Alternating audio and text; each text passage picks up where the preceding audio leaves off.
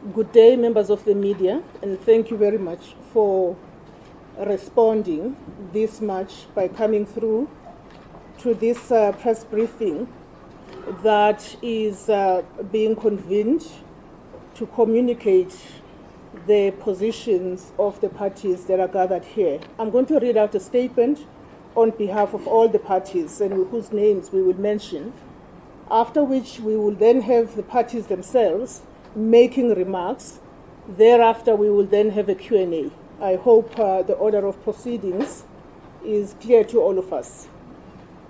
This is a joint media statement by parties who are committed to the withdrawal of the VAT increase and the strengthening of the fiscal framework.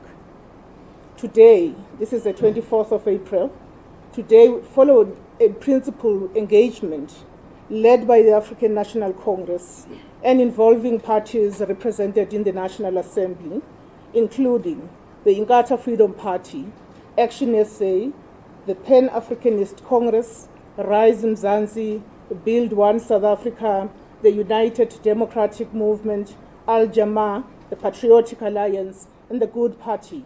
We jointly address the nation to affirm the outcome of critical deliberations aimed at restoring public confidence in the fiscal direction of our republic. Over recent weeks, South Africans have observed robust and at times difficult engagements on the fiscal framework, discussions that touched the core of our national priorities, the burden on our households, and Parliament's constitutional mandate to act in the best interest of the people. These engagements have now culminated in a decision that reaffirms both the authority of Parliament and the imperative of people-centered governance. For the past 3 weeks, parties have been engaged in consultations amongst themselves and the National Treasury. The discussions required maturity above all and were all intensely focused on achieving consensus, which was necessary to resolve the budget impasse. We affirm the constitutional mandate of Treasury and that they have been responsive to the inputs and suggestions of the political parties in these engagements. This demonstrated that no one party is the alpha and omega in providing solutions for South Africa. A collective approach by all parties that represented here have put South Africa first and made sure that the budget is approved.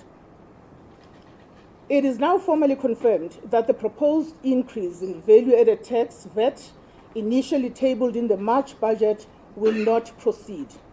This outcome is a product of sustained, lawful, and transparent engagement reflecting the constitutional supremacy of Parliament as the final authority on public finances. Importantly, this outcome did not arise from expedience, nor as a concession to pressure or populism, but from a shared commitment across party lines that the working class and the poor and all our people cannot be further burdened in this economic climate. It is a decision firmly rooted in the national interest and in the moral clarity demanded by our Constitution. In line with the constitutional powers entrusted to it, the Standing Committee on Finance adopted a report which, 1, rejected the VAT increase proposal, 2, directed the Minister of Finance to table revised proposals within 30 days. This position has earned the support of a parliamentary majority, providing the democratic and legislative legitimacy for a revised fiscal path, one that keeps the people's interests at heart. Furthermore, parties are committed to a government-led expenditure review in order to maximize efficiencies in government spending. The integrity of this process must be underscored. It was Parliament, not the courts, not unelected bodies that led the resolution. This is a reaffirmation of constitutionalism and a victory for a democratic process. We are alive to the urgency that this process now demands from us to support the passing of the money bills and ensure that they are passed. We call on the Finance and Appropriations Committees in Parliament to move with urgency and ensure that the nation has a budget. all parliamentarians must ensure that we pass the bills and act in accordance with the constitutional mandate. As diverse political parties, we are united in our commitment to fiscal responsibility that is neither detached from reality nor blind to inequality. We are bound by a common principle that budgetary decisions must not deepen the suffering of the poor nor compromise long-term economic development. It is worth noting that the approved budget framework includes important interventions aimed at advancing South Africa's development. These include increased allocations for transport and logistics, infrastructure, support for dam projects to improve long-term water supply, additional funding to strengthen public health care and safety, and resources to support early childhood development. The framework also enables the extension of social relief of distress grant and opens opportunities within the public service, particularly for young people. Together, these measures reflect a shared commitment to a budget that is responsive to the people, promotes inclusive growth, and upholds the principle of fiscal responsibility. We also affirm that fiscal consolidation must not mean austerity for the vulnerable. Alternatives must preserve the social wage and enable inclusive economic growth. Treasury, in collaboration with Parliament, must continue to ensure sound, equitable, and developmental financing. This is not about claiming credit or asserting ideological dominance. It is about taking our role in ensuring that there's a responsibility in governing and defending the foundational values of the democratic project we all serve. We do wish to extend our appreciation to the Minister of Finance and the team at National Treasury for respecting the letter and spirit of parliamentary consultation and for engaging with parties on a bilateral basis. Appreciation to members of Parliament across party lines who conducted themselves with discipline and dedication to the constitutional mandate during this time of the budget impasse. To parties, and we wish to underscore this, to parties who are outside of the government of national unity, who acted with resolve to resolve the impasse in the interest of national unity and the stability of governance. And above all, to the people of South Africa, whose voices, petitions, and unwavering demand for fairness guided our actions and shaped the outcome. We also recognize all participating parties for honoring the ethos of multi-party democracy, respecting differences, embracing collaboration, and placing the country above power. This is a victory for the people and for democratic institutions. This is not a victory for one single party, nor is it about who claims the loudest voice. This is a people's victory.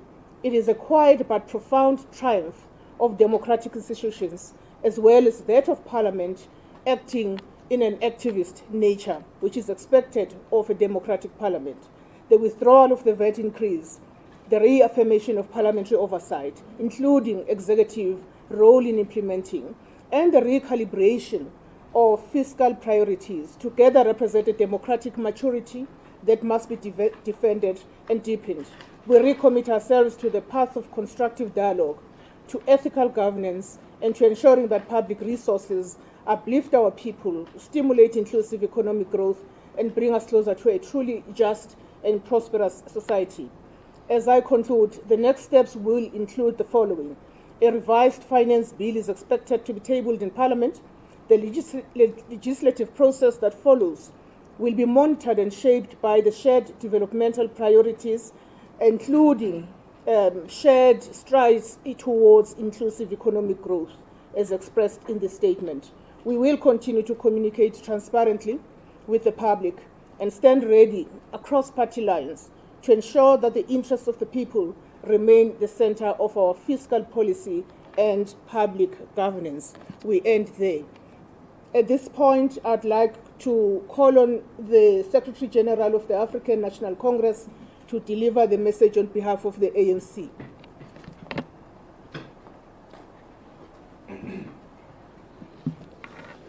Thank you, Matlengi, on behalf of all political parties reading that statement. Ladies and gentlemen of the press, viewers at home, and all South Africans, colleagues from different political parties. First and foremost, as the ANC, we recognize that we have entered a period of coalitions at the national government level, which we may characterize as uncharted waters. Before, we used to engage differently with the budget.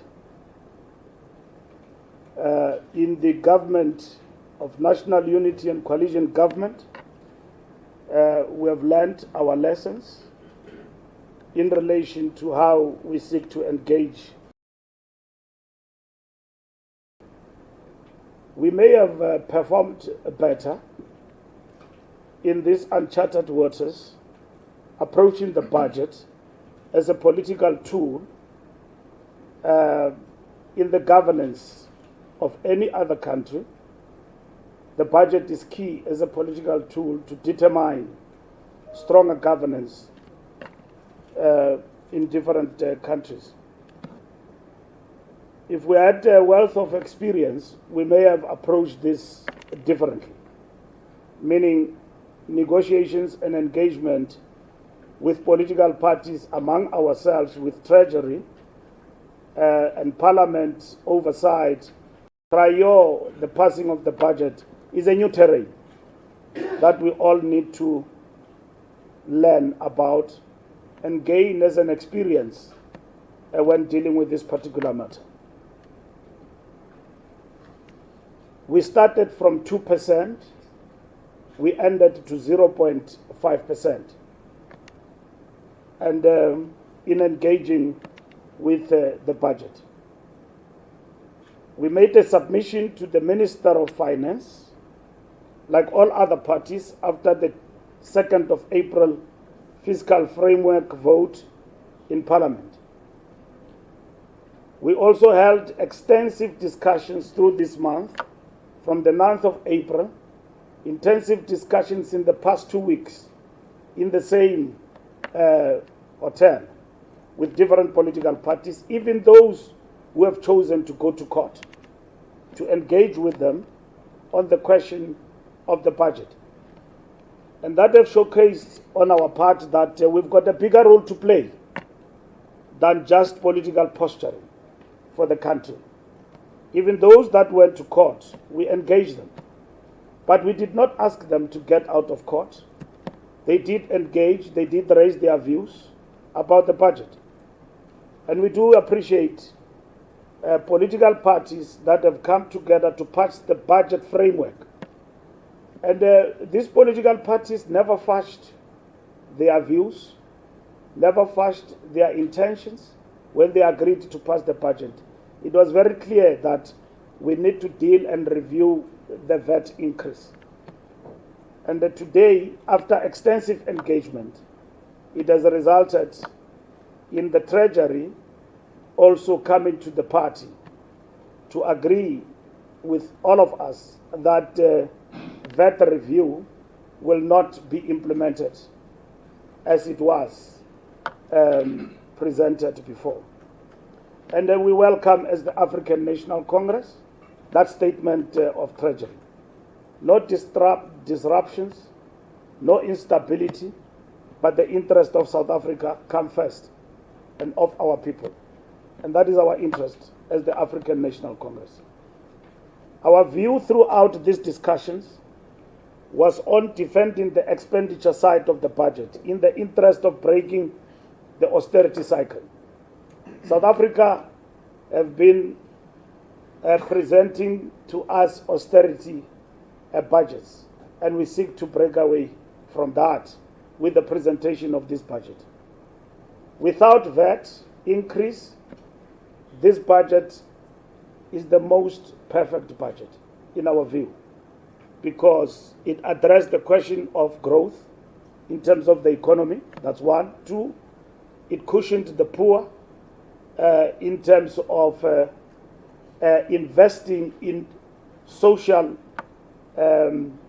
expenditure side of the budget.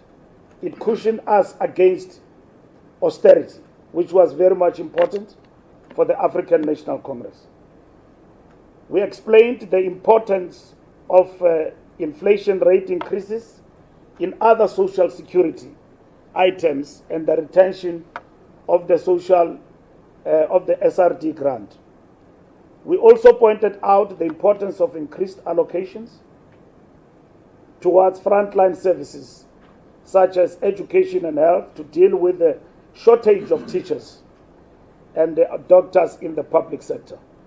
Overall, our viewpoint was that political parties must think of alternatives to the VAT that also sustain the post-austerity cycle reflected in the budget. And this is exactly what has happened, and this is the result that we have actually welcomed here today. What Treasury is telling us is that where will the alternative means come from in terms of the budget? Treasury is addressing that particular point. We need to go backward to reset the pattern in terms of the budget. We agree with that. Overall, our viewpoint was that we believed then, as we still do, that the minister has the power to initiate and withdraw any changes to the VAT in terms of the VAT Act. Of course, there is a court case that is currently underway, and the courts will decide whether the current wording of Section 7(4) of the VAT Act is constitutional or not, as the DA seeks to suggest. Our approach as the ANC was based on its current interpretation, as granting the minister such powers to initiate or withdraw any changes to tax law by introducing a bill to Parliament. Parliament will then consider such a bill and pass it into law.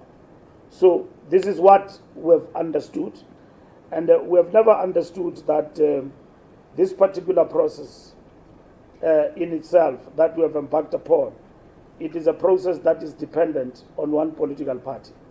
It is a process that required conversation among us, and I wish to state as I conclude that the ANC, with all these political parties around here, agreed that we need to persuade, if we are able to find alternative means of funding the budget, the cutting of a VAT increase from the budget. And this week, we concluded those discussions, which started yesterday, and we got a favorable response from the minister that indeed there is a possibility that this could be done, and subsequent to that, a statement was issued to this end. So which means what has happened in terms of this process of engagement have brought us to where we are today, that the VAT increase will be cut from the budget as we reset the budget. I mean, as we reset the button on the budget. So we're very much happy about that process. It basically takes us forward, and it takes South Africa forward. We will engage continuously with political parties with regard to the process of resetting the button on the process of the budget going forward. Thank you very much.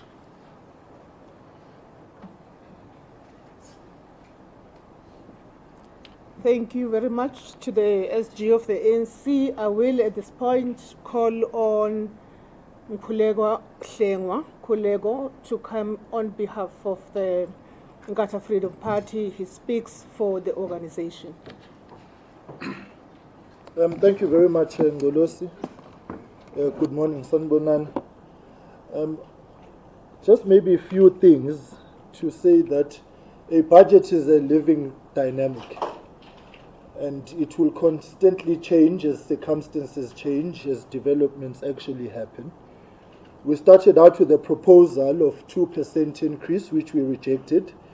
In fact, we reject any VAT increase, but the circumstances presented to us compelled that 0.5 be considered, and that is the premise upon which we moved.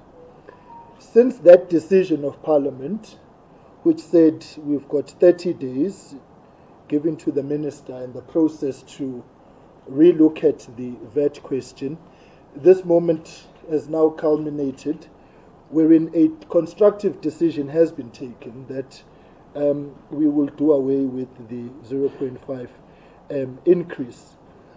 And the circumstances at play are clearly that SARS has collected more money, and because it has collected more money, we are in a position to adjust the budget moving forward.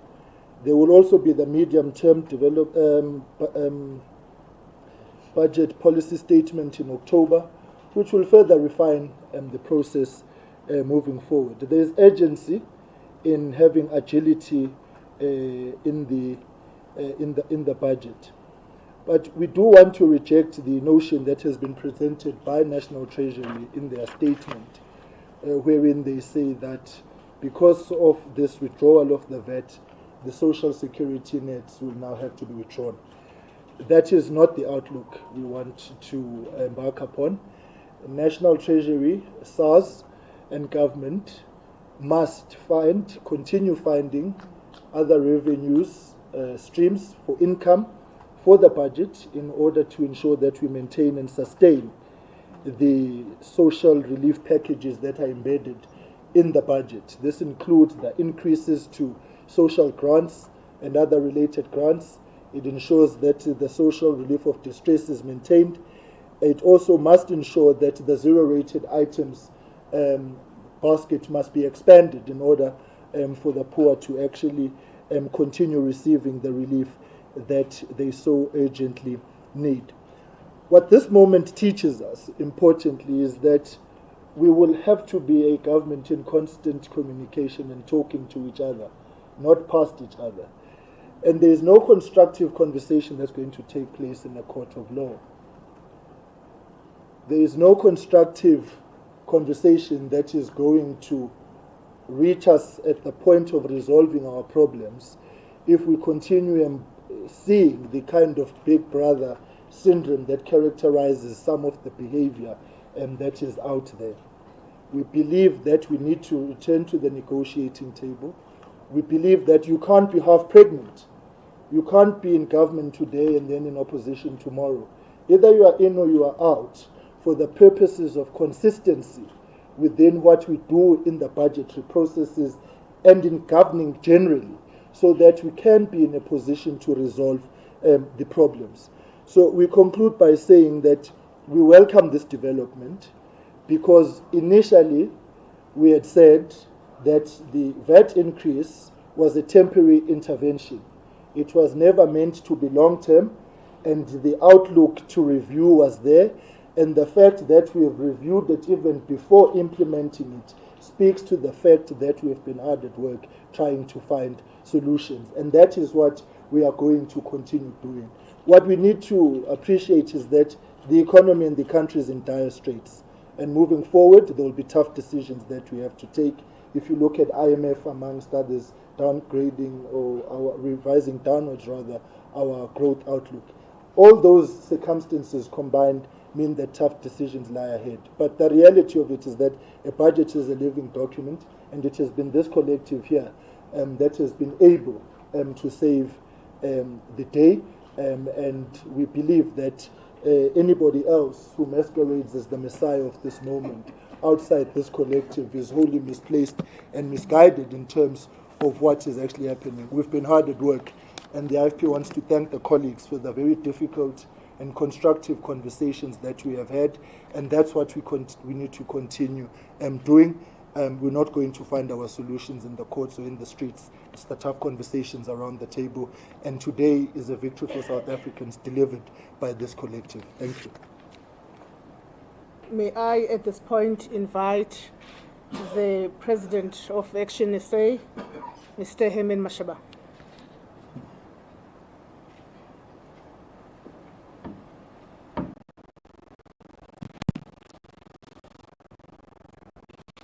members of the collective efforts of parties that engage the ANC in total good faith. As you have already heard, when South Africans wake up on the 1st of May 2025, Workers' Day, they will pay the same for their goods and services as the day before. This is what Action SA promised from day one, and it is exactly what this collective here today has delivered. This VAT increase has become a symbol to many South Africans who are heartful and want to see change in their country. Today, we celebrate more than just the scrapping of an unjust tax. The reversal of the VAT increase is a victory that belongs to you, the people of South Africa, and to our maturing multi-party democracy. Let us celebrate that you denied any political party a majority and the power to determine budget unilaterally. Let us celebrate now that because of this, no one party can impose their will on you, the people of our country. Let us celebrate how you spoke out against the VAT increase, how your voice was heard by the parties gathered here today. It is with humility that I acknowledge this achievement was made possible by the political parties before you today, who acted on their wishes, unlike those within the GNU who merely claim to fight for you. The parties gathered here today have worked together, both inside and outside the GNU, in the best interest of the South African people. However, as the President of Action SA, let me share our unique perspective and role in shaping of this event. As you know, Action SA is not a member of the GNU. We respectfully decline the invitation in favor of being a constructive opposition. We said then, as we say now, that Action SA will lend its support to the government when doing so to serve South Africans without holding that back. And we said that would be the point of opposition spear when a tough opposition is required. Over time, Action SA has become increasingly concerned about the unprecedented budget crisis that has developed under the GNU. Even from the opposition benches, it was clear that our national budget was being held hostage by certain parties within the GNU to negotiate about matters that had absolutely nothing to do with the budget. Action SA respects the rights of parties in the GNU to negotiate. This is, after all, a cornerstone of a healthy coalition. However, one thing must be made clear. At no point can South Africans or their democratic institution be asked to pay for cheap political point-scoring aspirations. As the famous African proverb says, when the elephant fights, it is the grass that suffers. The uncertainty of this budget crisis took place at a time when our markets were already reacting to tariff imposed against our country, while municipalities were meant to be consulting citizens about how budgets would be used for their service delivery.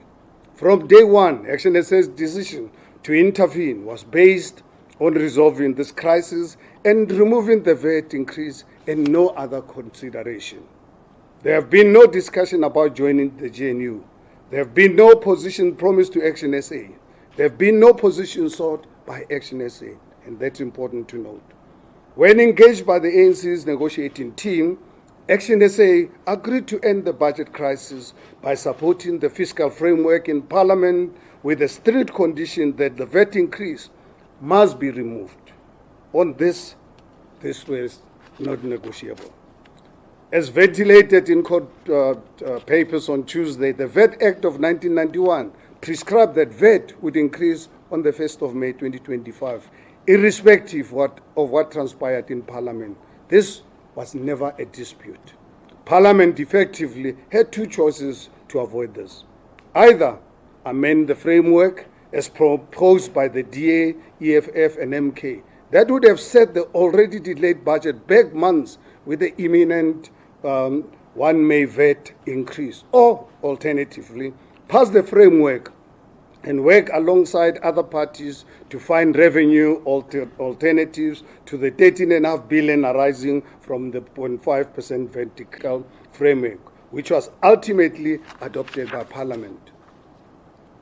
In simple terms, Action SA rejected the budget as long as the VAT increase remained in place.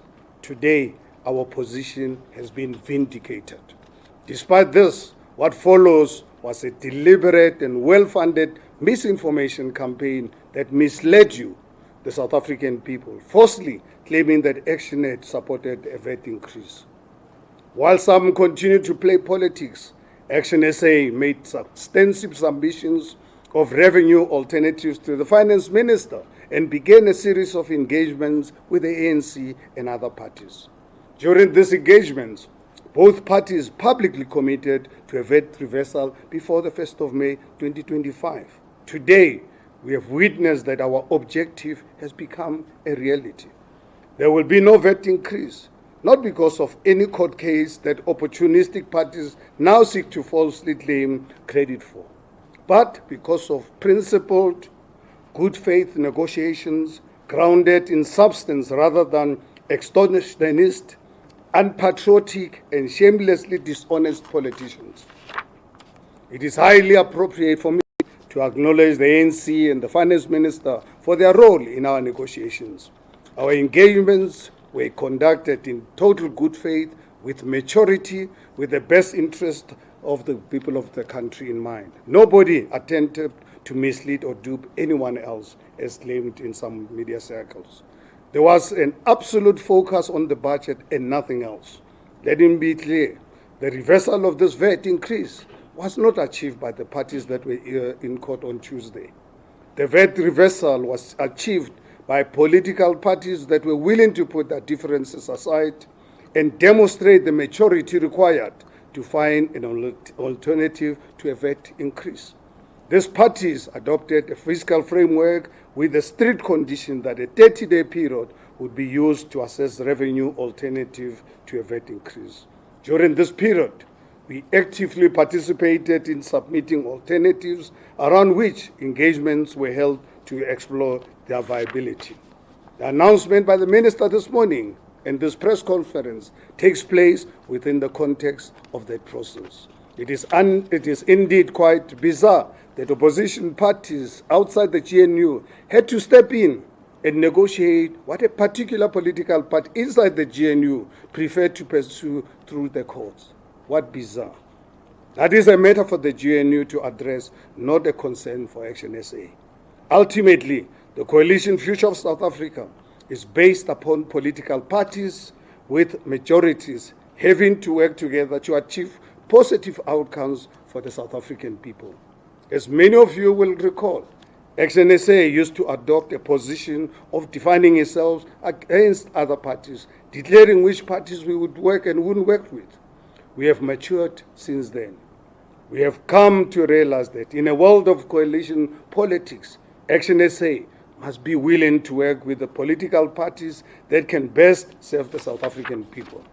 Look no further for the benefits of this approach than in our capital city of Tshwane, where Dr. Nasipi Moya and the multi-party coalition government she leads are turning a city that has failed over many years. Look no further than the fact that VAT will not increase on the 1st of May. We made this commitment and we have delivered on it. The reality is that Action SA has achieved more with its 6 seats outside the GNU than much larger parties that have achieved while fighting their own government at the expense of the South African people. Ladies and gentlemen, many of you will know that my grandfather played a critical role and significant role in my upbringing following the death of my father when I was just 2 years old. You have likely heard me share this many times, how he taught me to listen what people say, but to trust what they actually do. It is in the spirit that I can now account to the South African people. First, Action SA stood unwavering in its opposition to the VAT increase from the moment it was announced. Second, Action SA made a commitment to the South African people against all odds that would work to stop VAT increase on the 1st of May. Working with these parties, Action SA has delivered on this commitment. And I'd really like to thank the South African people who were prepared to listen to reason than really listen to sensation. Thank you very much.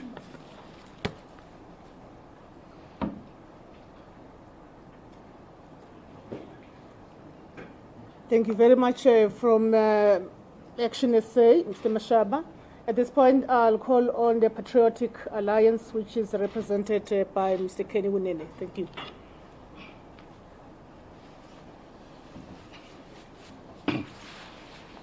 I'll be very short. I think Mr. Mashaba has taken some of my time.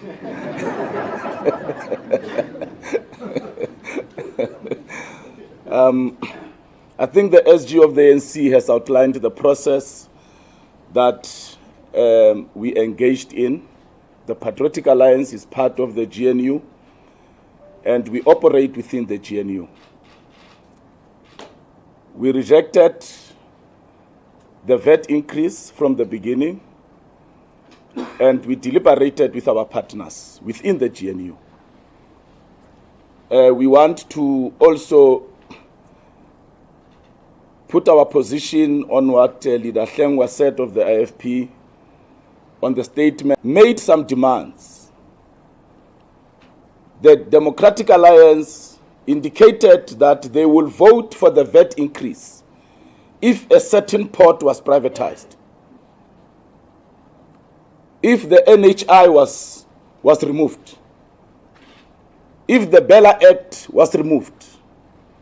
So the DA was going to vote for VAT increase had the ANC and the GNU parties agreed to be extorted by them.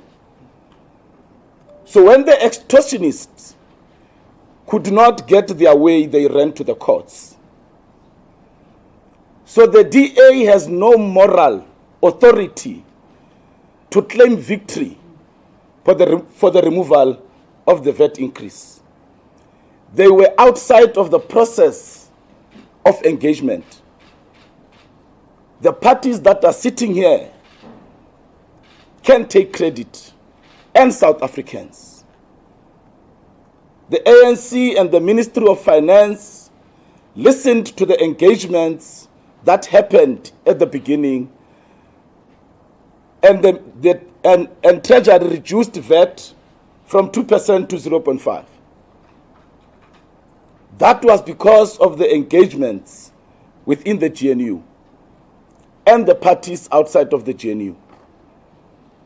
Further deliberations happened, and these parties persuaded the Ministry of Finance and Treasury to consider alternative means of making up for the shortfall. So the Democratic Alliance waking up this morning after seeing the statement of the minister and claiming victory is quite hypocritical, because they have never rejected the VAT increase at the beginning. Instead, they tried to use it to privatize what South Africans own. They tried to use it to get positions in the GNU. They tried to use it to change what Parliament has already resolved on. So a party of extortionists has failed to serve South Africans on a very important matter of national interest. So South Africans, don't be misled. We saw this morning that the Western Cape was full of posters and boards claiming victory. That court process is not done. The court have not dictated to these parties or to the GNU to remove VAT. Therefore, they cannot claim victory. We appreciate that the Ministry of Finance have had the parties that are gathered here. They've understood that we serve constituencies, and they've understood that our concerns emanate from the mandate that we're given by our different constituencies, and therefore removed the VAT. I will end here, and thank you very much to Action SA, to BOSA, to NCC. We cannot underscore their willingness to negotiate and to vote for the fiscal framework, although they were outside of the GNU. It shows that they understand that national interests are more important than party political points. I thank you very much, and thank you to the SG for leading these negotiations very impartial, with an ear to even some of us. The Patriotic Alliance remain committed to the GNU, and we hope to see a different face, a different composition of the GNU in the future. Thank you very much.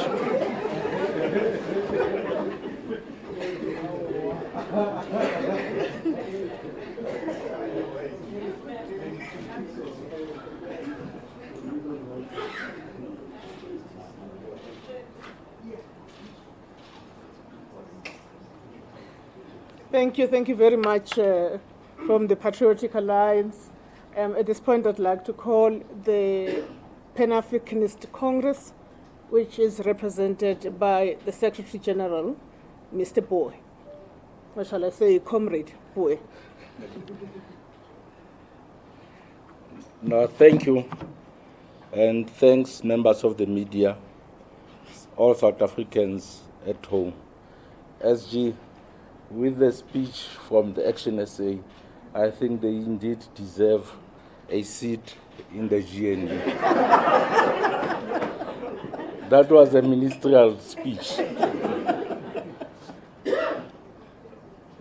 The Pan-Africanist Congress of Tanzania welcomes the outcome of an extended principal deliberations on the 2025 fiscal framework, which have resulted in critical victory for the working class and the poor. There will be no VAT increase. From the onset, the PAC firmly rejected any tax policy that burdens the poor. Instead, we constantly called for bold and practical structural reforms to address systematic corruption, administrative inefficiency, and elite tax evasions. Today, the outcome is a direct result of the pressure, clarity, and commitment brought forward by progressive forces in these engagements. Those who opposed these engagements were never with the poor. Let it be known, those who condemned these engagements and tried to sabotage the efforts to reach a solution to a budget impasse were never aligned with the interest of the poor. They opposed Land Expropriation Act. They denied the dispossessed Africans their dignity of the land restoration. They fought against the Bela Bill, which is designed to guarantee equal quality education for children in historically marginalized communities. And now, they opposed a process that ultimately blocked a VAT hike, a regressive measure that would have worsened the hunger and inequality. These voices do not speak for the poor. They speak for the chaos, slogans, and obstruction. We need to cut on corruption, not basic services, not access to quality educations. Our message remains: fix the broken state before squeezing another cent out of the poor household. We must eliminate waste, close procurement loopholes, and hold departments accountable for audit outcome. Wealth must carry the weight. It is time for the wealthy and the corporate giants to contribute their fair share to tax. We need progressive tax reform that shifts the burden away from the working class. Government must close loopholes and clamp down on illicit financial flows that rob the country of much-needed revenue. The people's budget is non-negotiable. The PAC continues to advocate for people's budget, one that reflects the lived experiences and priorities of our communities. We support participatory budgetary process at local, provincial, and national level. Fiscal decisions must be guided by the people, not elites behind closed doors. Jobs and rural development. Invest in infrastructure, skills development, and industries that create jobs and dignity, not inflated bureaucracy and redundant administration. The Pan-Africanist Congress of Azania, PAC, stands for African dignity, economic justice, and accountable government. Our people cannot be taxed deeper into poverty while the elite waste continues unchecked. This victory is a moment of progress, but not the end of the struggle. The fight now shifts in ensuring that real transformation happens in this country. We will not rest, we will not retreat. We will continue to advance the cause of the African majority with discipline, with principle, with revolutionary clarity. As the PAC, we indeed welcome the initiative which was taken by all political parties that are represented here.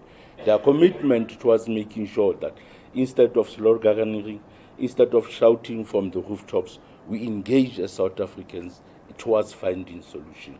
I thank you.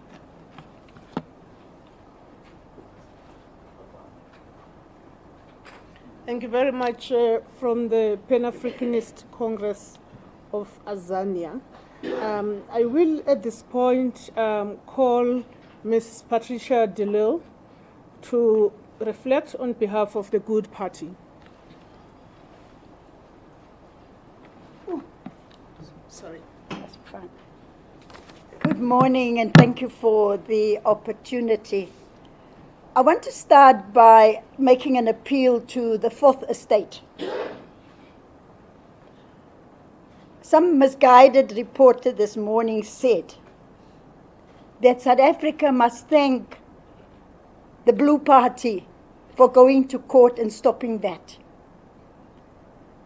We must get the independence of the Fourth Estate to be respected.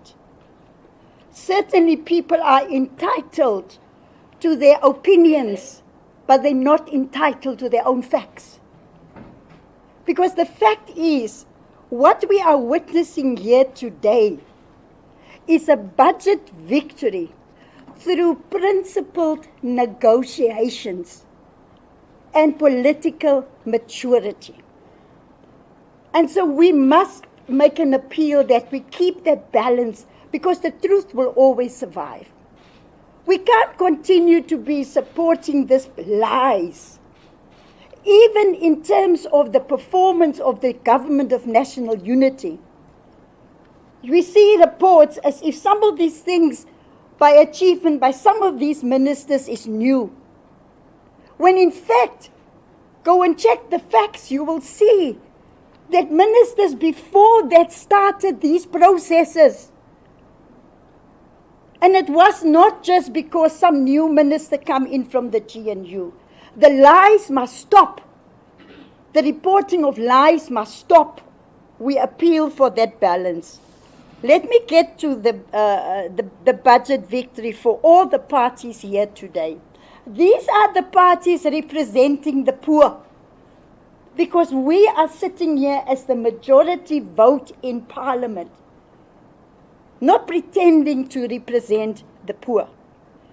So the Good Party welcomes the withdrawal of the 5% VAT hike, and as a party we have actively and constructively participated in the process of finding a solution. And throughout the process, we acted in good faith, with a clear focus to safeguard the poor, the critical social spending, to make sure that we continue with the social distress of relief grant, and that we continue to invest in infrastructure. So we welcome the fact that Parliament's resolution to adopt the fiscal framework, along with the recommendation that the Minister of Finance urgently review the proposed VAT increase, that has brought us here today and implemented it with urgency. And this recommendation and the outcome of that, it is rooted in principled negotiations by all of us sitting here today.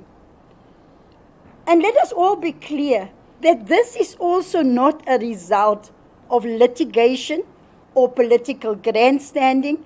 It is a result of us all here today present putting our country first. So I hope that as we leave here today, and as our political and as our democracy mature, that the lesson that we've learned out of this is that we must at all times put the people of South Africa first and not our political parties. So I want to commend all the political parties present here today. The past 3 weeks, we have been actively, all of us, engaged with the ANC. And the ANC have listened to all of us. We have made written proposals that were considered.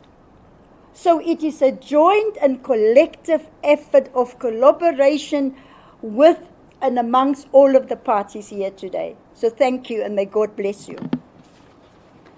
Thank you, Auntie Pat. I must bless you also.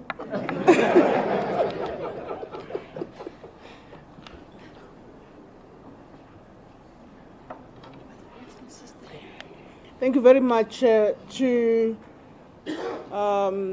Auntie Pat from the Good Party for those reflections.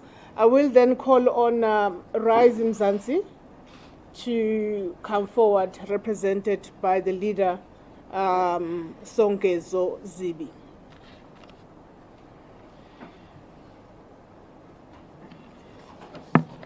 Thank you very much, and good morning. One of the most important things about the culmination of this process is that the finance minister needed to own the decision and make the announcement first, because the role of the treasury is written into our constitution. It enjoys a certain level of independence that must never be compromised. I also want to thank him for engaging earnestly with the proposals that have been put forward by political parties. He has made Treasury officials available to carefully consider the proposals put on the table.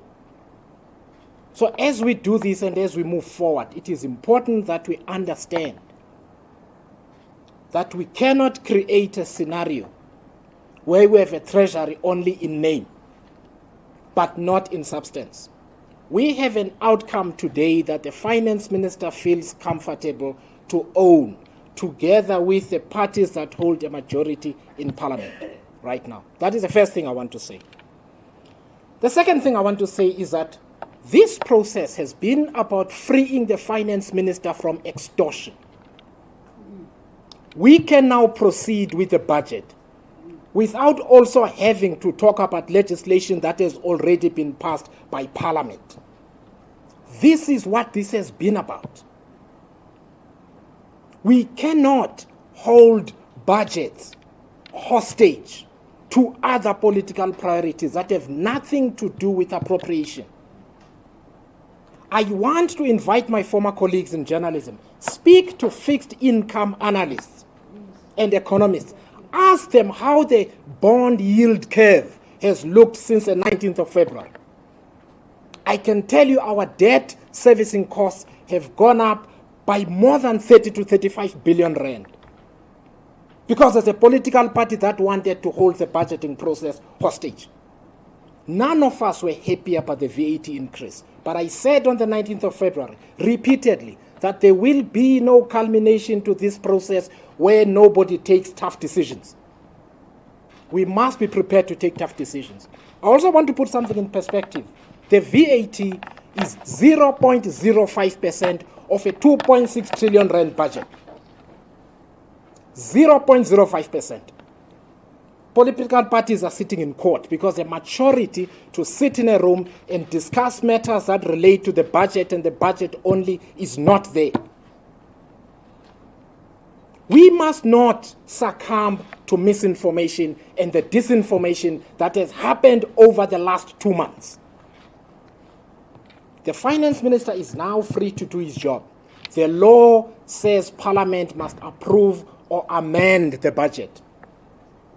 As the finance minister's statement says, we must now go back and find 75 billion rand over the next 3 years in a budget that will clear 7.8 trillion. It's not a lot of money. We must have the resolve and the maturity to do it, and to do it in a way that does not negatively affect poor South Africans. Expenditure reviews will happen. It is not up to any political party to say they are the alpha and omega of how to make Parliament more efficient. I'm the chairperson of the Standing Committee on Public Accounts. I know very well, to minute detail, the level of waste there is in the government. And to propose that the Treasury has done no work on expenditure reviews is a lie. I have the spreadsheets. They run to tens of pages. The job of Parliament is to do the work and not do political grandstanding.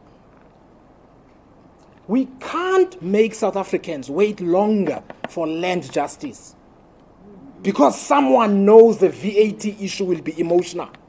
Yes. And they use it. We can't break up Transnet so that a political party can have its own in a province that it runs. We cannot break up the passenger rail agency so that a political party can have its own. Those were the points of extortion. And we must challenge them. This is not the time to mislead the South African people, because we know the people are desperate.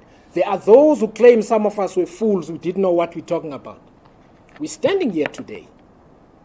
We've got a solution. The court case is not done. There's been no judgment and no legal settlement.